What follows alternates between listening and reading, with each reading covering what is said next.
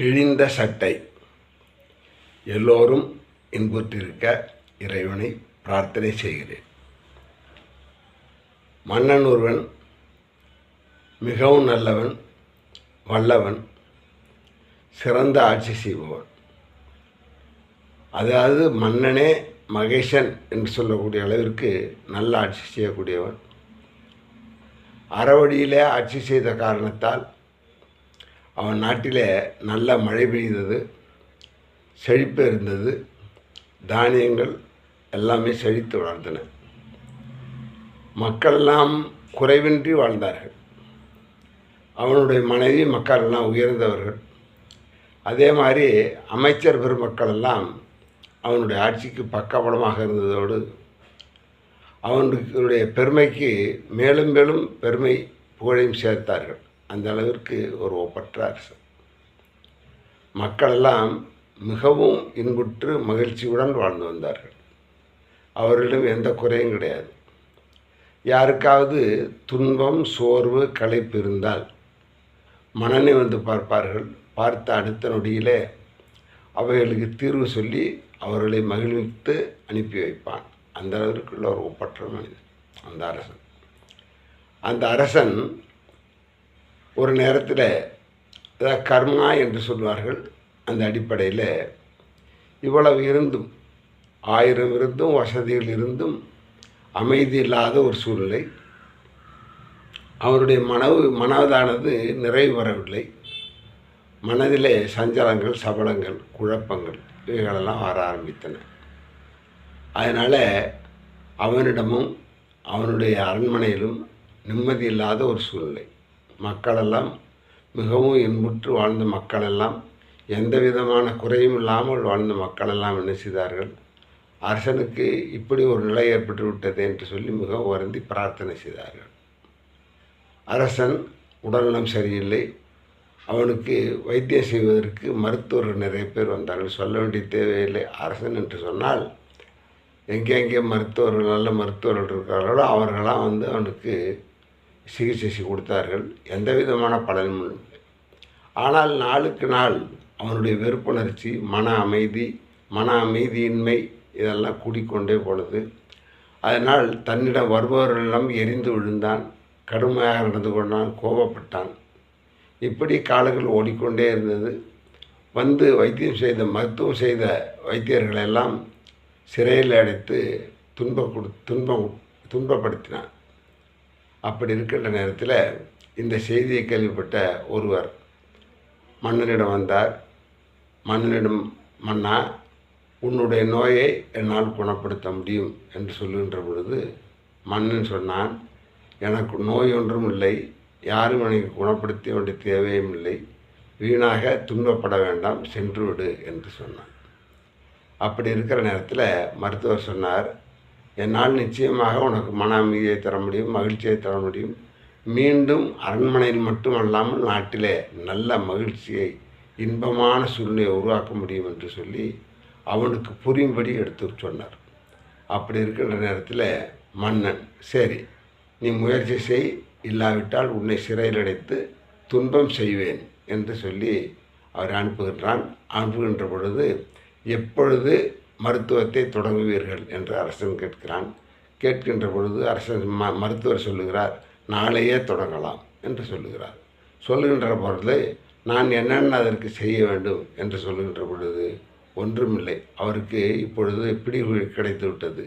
அரசனுடைய வாயிலிருந்து நான் இந்த வழிபாட்டிற்கு என்ன செய்ய வேண்டும் என்று கேட்ட காரணத்தால் அவர் சொல்லுகிறார், உலகத்திலேயே மிகவும் இனிமையாக, மகிழ்ச்சியாக, எந்த சூழ்நிலையிலும் வாழக்கூடிய ஒரு மனிதனுடைய ஆடை, அதாவது மேலாடை, சட்டையை கொண்டு வர வேண்டும். அதை வைத்து நான் என்ன செய்வேன்? வழிபாடு செய்வேன் என்று சொன்னார்.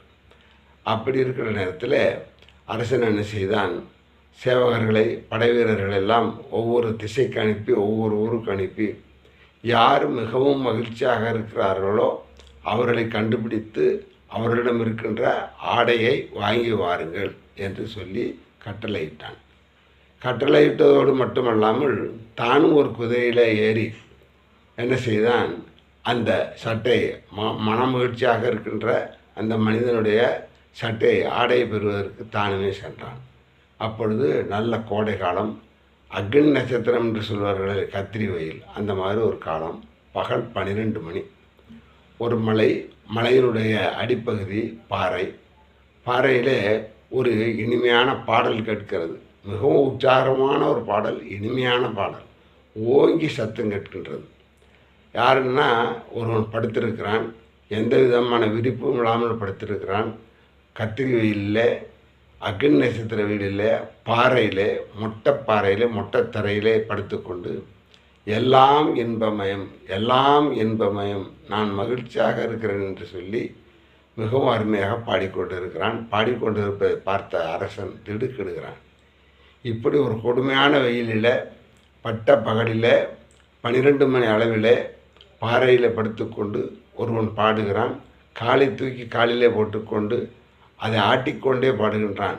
அப்பொழுது நாம் தேடி வந்த மனிதன் இந்த மனிதனாகத்தான் இருக்கும் என்று சொல்லி அரசன் முடிவுபடுகிறான். உடனே அவனிடம் செல்லுகின்றான். அவன் பாட்டுக்கு இந்த குதிரை வருவதையோ அரசன் வருவதையோ யார் வருவதையும் கவனிக்காமல் அவன் பாட்டு பாடிக்கொண்டே இருக்கிறான். மிகவும் மகிழ்ச்சியாக இருக்கிறான். அதாவது அந்த மகிழ்ச்சியினுடைய உச்சகட்டத்தில் அவன் இருக்கிறான்.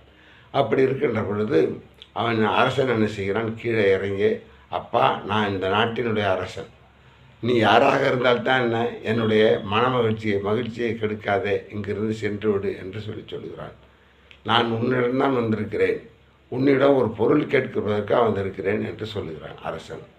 அரசன் என்கிறாய், என்னிடம் என்ன பொருள் இருக்கிறது, நான் ஒரு ஆண்டி, என்னிடம் கொடுப்பதற்கு எதுவும் கிடையவே கிடையாது, அதனால் நீ சென்று விடு என்று சொல்லி அந்த மனிதன் சொல்லுகின்ற பொழுது, இல்லையப்பா, நீ மிகவும் ஆனந்தமாக இருக்கிறாய், உன்னிடம் ஒரு பொருள் இருக்கிறது, அதை நான் கேட்டு பெற வந்திருக்கிறேன், அதை நீ கொடுக்க வேண்டும் என்று சொல்லி மிகவும் நெகிழ்ச்சியாக கேட்கின்ற பொழுது, நீ ஒரு அரசன், என்னிடம் கொடுப்பதற்கு என்ன பொருள் இருக்கிறது என்று தெரியவில்லை, நீ கேள், இருந்தால் கொடுக்கிறேன் என்று சொல்லி அந்த மனிதன் சொல்லுகிறான். உன்னுடைய சட்டையை, மேலாடை, நீ அணிந்திருக்கிற சட்டையை எனக்கு தர வேண்டும் என்று சொன்னவுடன் அந்த மனிதன் என்ன செய்கிறான், சிரிப்பாக சிரிக்கிறான், ஆனந்தமாக சிரிக்கிறான், எழுந்து நின்று குதிக்கிறான், ஆடுகிறான். அடப்பாவி, நீ அரசன் என்று சொல்லுகிறாய், பார், என்னுடைய சட்டையை பார் என்று சொல்லி முதுகு பக்கம் திரும்பி காட்டுகின்ற பொழுது அவன் அணிந்திருக்க சட்டையில் முதுகு பகுதியில் பாதி பகுதி இல்லவே இல்லை. அப்படி ஒரு சட்டை. இதை பார்த்தாயா, பார்த்தும் இன்னும் நீ இந்த சட்டை வேண்டும் என்று கேட்கின்றாய், அதனால் என்ன செய்கிறேன், உன்னுடைய மகிழ்ச்சிக்காக நான் இதை தருகிறேன் என்று சொல்லி அந்த சட்டையை கொடுக்குறான். ஆனந்தமோ ஆனந்தம், பரமானந்தம். அரசன் மிகவும் ஆனந்தப்படுகிறான். அவனை வணங்கிவிட்டு அந்த சட்டையை மிகவும் பத்திரமாக எடுத்துக்கொண்டு அரண்மனைக்கு செல்கிறான். அரண்மனைக்கு சென்றவுடன் மருத்துவரை சந்திக்கிறான். மருத்துவரை சந்தித்து என்ன செய்கிறான், ஐயா மருத்துவரே, தாங்கள் சொன்னது போல் மிகவும் மகிழ்ச்சியான ஒருவன், கோடை காலத்தில் வெப்பத்தில், அக்னி நட்சத்திரத்தில், 12 மணி அளவில் தகிக்கின்ற வெயிலில் பாறையிலே படுத்துக்கொண்டு காலை ஆட்டிக்கொண்டு எல்லாம் இன்பமயம் என்று பாடிக்கொண்டிருந்தான். இதை தவிர வேறு யாரும் மகிழ்ச்சியான மனிதனை என்னால் பார்க்க முடியவில்லை, அதனால் அவனிடம் இருந்த இந்த சட்டையை வாங்கிட்டு வந்திருக்கிறேன் அப்படின்னு சொன்னோடனே மருத்துவர், சரி, நாம் நினைத்த காரியம் நிறைவேறி கொண்டிருக்கிறது, அரசனை குணப்படுத்தி விடலாம் என்ற ஒரு எண்ணத்திலே மனதிலே உறுதியாக இருந்து என்ன செய்கிறார், நாளை வழிபாட்டிற்கு ஏற்பாடு செய்வோம் என்று சொல்லுகிறார்.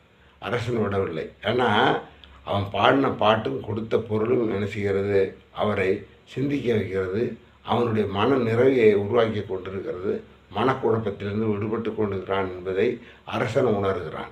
அப்படி இருக்கின்ற பொழுது, ஐயா, நாளைக்கு வழிபாட்டிற்கு என்னென்ன செய்ய வேண்டும் என்று சொல்லி கேட்கின்ற பொழுது, வழிபாட்டிற்கு வேண்டிய பூஜை பொருள்கள் எல்லாத்தையும் எழுதி கொடுக்கிறார். அதே மாதிரி அரசன் என்ன செய்கிறான், அரசன் சொல்ல கேட்க தேவையில்லை, அவ்வளோ பேரும் மிகவும் திறமையாக என்னென்ன பொருளுக்கு எழுதி கேட்டாரோ அந்த பூஜைக்குரிய பொருள்களை எல்லாம் வாங்கி கொண்டு வருவதற்கு ஏற்பாடு செய்தார்கள். அதே மாதிரி மருத்துவர் சொன்னார், நாளை நீ உன்னுடைய மனைவி மக்கள் மட்டுமல்லாமல், அமைச்சர்கள் மட்டுமல்லாமல், இந்த நாட்டு மக்களையும் அழித்து இந்த சபையில் உட்கார வேண்டும், அவர்களும் என்ன செய்ய வேண்டும் என்ற பிரார்த்தனையை கலந்து கொள்ள வேண்டும், அவர்களும் பிரார்த்தனை செய்ய வேண்டும், அப்பொழுது நிச்சயமாக உனக்கு நிம்மதி கிடைக்கும், மகிழ்ச்சி கிடைக்கும் என்று சொல்லுகிறார். இந்த செய்தியை அரசன் தண்டோரா போட்டு எல்லோருக்கும் தெரிவிக்கிறான். தெரிவித்து என்ன செய்கிறார்கள், மறுநாள் வருகிறது கோலாகலம். அதாவது இவ்வளோ நாள் அமைதி கிடந்த அந்த அரண்மனையானது தோரணங்களாலும் அலங்காரங்களாலும் மிகவும் அருமையாக இருந்தது. பார்க்க பார்க்க பார்க்க பார்க்க மிகவும் ஆனந்தமயமாக இருந்தது. எல்லோரும் ஆனந்தமாகவும் இருந்தார்கள். அப்படி இருக்கின்ற பொழுது அந்த நாள் வந்தது. பூஜைகளெல்லாம் முடிந்தது. எல்லோரும் வழிபாடு செய்தார்கள். செய்த பொழுது அப்பன் அரசன் தன் மனைவி மக்களுடன் மிகவும் உயர்ந்த ஆடைகளை அணிந்து கொண்டு என்ன செய்தான், அந்த அரங்கத்தில் வந்து உட்கார்ந்தான். அந்த வழிபாடு நடந்து முடிந்தவுடன் என்ன செய்தார்கள், தீபாராதனை காட்டினார்கள். எல்லோருக்கும் தீபாராதனை வழங்கப்பட்டது. எல்லோரும் என்ன செய்தார், பிரார்த்தனை, எங்களுடைய உன்னதமான மன்னன், ஒப்பற்ற மன்னன், எங்களுக்கு இனிமையும் நல்லாட்சியும் தந்த மன்னன், அறத்தான் வருவதே இன்பம், மற்றெல்லாம் புறத்த புகழும் இல்லை என்ற அடிப்படையில் ஆட்சி செய்து எங்களெல்லாம் மிகவும் மகிழ்ச்சியாக வைத்த மன்னன் என்ன செய்ய வேண்டும், நோயிலிருந்து விடுபட வேண்டும் என்று சொல்லி எல்லாரும் பிரார்த்தனை செய்தார்கள். அந்த வழிபாடு முடிந்தவுடன் என்ன செய்தார், மருத்துவர் ஒரு பெரிய தங்க தட்டிலே அந்த கிழிந்த ஆடையை, அதாவது அந்த ஆனந்தமான மனிதன் கொடுத்த முதுகு பக்கம் இல்லாத ஆடையை கொடுத்து எல்லோருக்கும் காட்டி, மன்னா தங்களுடைய ஆடைகளெல்லாம் கலந்து விட்டு மேலாடையாக இந்த ஆடையை அணிந்து கொள்ளுங்கள் என்று சொல்லி சபையில் காட்டினார். காட்டினவுடன் மன்னன் என்ன செய்தான், மேலாடையை அவிழ்ப்பதற்கு முன்னால் அந்த சட்டையை மீண்டும் பார்த்தான். அதாவது இந்த மனிதனிடம் அந்த சட்டையை பெறுகின்ற பொழுது அந்த கிழிந்த சட்டையெல்லாம் அவனுக்கு தெரியவில்லை. காரணம் என்னென்னா, எப்படியாவது நம்முடைய நோய் குணமானால் போதும் என்ற ஒரு அடிப்படையில் என்ன செய்தான், அதை வாங்கி கொண்டு வந்தான். இப்பொழுது அரங்கு நிறைந்திருக்கிறது, மக்கள் நிறைந்திருக்கிறார்கள், அறிவார்ந்த சான்றோர்கள் இருக்கிறார்கள், அமைச்சர் இருக்கிறார்கள், கட்டிக்கொண்ட மனைவி இருக்கிறார்கள், பெற்றெடுத்த குழந்தைகளாக இருக்கிறார்கள். எல்லாரும் இருக்கிற நேரத்தில் இவர்களுக்கு பட்டு பீதாம்பரங்களையும் அரச உடைகளையும் அணிந்து வந்த நான் இப்பொழுது இந்த கிழிந்த சட்டையை அணிய வேண்டுமா என்று நினைக்கின்ற பொழுது, அப்பொழுது மருந்து தேவையில்லை, என்னுடைய மனம்தான் சரியில்லை, அதனால் நான் செய்தது தவறு என்பதை உணர்கின்ற பொழுது அவனுடைய மனம் நிறைவேற்றுகிறது. போதுமன்ற மனமே பொன் செய்யும் மருந்து என்பதை அந்த கிழிந்த சட்டை அவனுக்கு உணர்த்தியது. இன்றைக்கி இது மாதிரி நிறைய பேர் என்ன செய்கிறாங்க, சம்பளம் நிறைய வாங்குகிறாங்க, எடுபிடிகள், நிறைய தொழில்கள், அதே மாதிரி நண்பர்கள், உற்றார்கள், உறவினர்கள் எல்லோரும் பாராட்டும்படியாக வாழ்கிறார்கள். இருந்தாலும் ஒரு கட்டத்தில் கர்மா என்ன செய்கிறது, அவர்களுக்கு மன நிறைவில்லாமல் இருக்க வைத்து அவருடைய மனத்திலே குழப்பத்தை உருவாக்கி மன நிறைவே இல்லாத ஒரு வாழ்க்கை வாழ்ந்து கொண்டிருக்கிறார்கள். அதனால தான் இந்த பதிவை நான் போட்டோம். அதனால் எல்லாரும் என்ன செய்கிறது, இருப்பதை உள்ளதை கொண்டு நல்லது செய், உள்ளதை கொண்டு திருப்திப்படு, போதுமென்ற மனமே பொன் செய்யும் மருந்து என்று வாழ். இதையெல்லாம் தெரிந்து கொண்டு நாம் வாழ வேண்டும், பிறரையும் வாழ வைக்க வேண்டும். எவ்வளவு தான் இருந்தாலும் இன்றைக்கி நிறைய பேர் கோடியாக சம்பாதிக்கிறாங்கன்னு நினைக்கிறாங்க. ஆனால் அவர்களுக்குள்ளே எத்தனை குழப்பங்கள். இரவு நேரத்தில் அவர்கள் தூங்குகிறார்களா, பசித்தாளர்களுக்கு பசி எடுக்க, சாப்பிட்டாளர்களுக்கு பசி எடுக்கிறதா என்ற சிந்தனைகளெல்லாம் நாம் என்ன செய்ய வேண்டும், செலுத்த வேண்டும், அவரிடம் சொல்ல வேண்டும். அப்படி இல்லாமல் வாழ்ந்து கோடியாக சம்பாதித்தன, அதாவது பங்களா, கார் வசதிகள், எடுபடிகள், தொழிலாளர்கள் நிறைய பேர் இருந்து பாராட்டுகள் தெரிவித்தால் என்ன, படுத்தால் என்ன செய்ய வேண்டும், தூக்கம் வர வேண்டும், சாப்பிட்டால் என்ன செய்ய வேண்டும், பசிக்க வேண்டும், அந்த செரிக்க வேண்டும், பசிக்க வேண்டும். அப்படி இருக்கிற வாழ்க்கை தான் வாழ்க்கை என்பதை சொல்லி எல்லோரும் இருப்பதை கொண்டு உள்ளதை கொண்டு நல்லது செய்வோம், எல்லோரையும் மகிழ்விப்போம், நாமும் மகிழ்ப்போம். ஆடம்பரங்கள் நம்மை என்ன செய்யாது, மகிழ்விக்காது என்பதற்காகத்தான் இந்த கதையை சொன்னோம். இந்த பதிவு ஓரளவு பிடித்திருக்கும் என்று நினைக்கிறோம். அதனால் நாமும் எல்லாரும் செய்வோம்.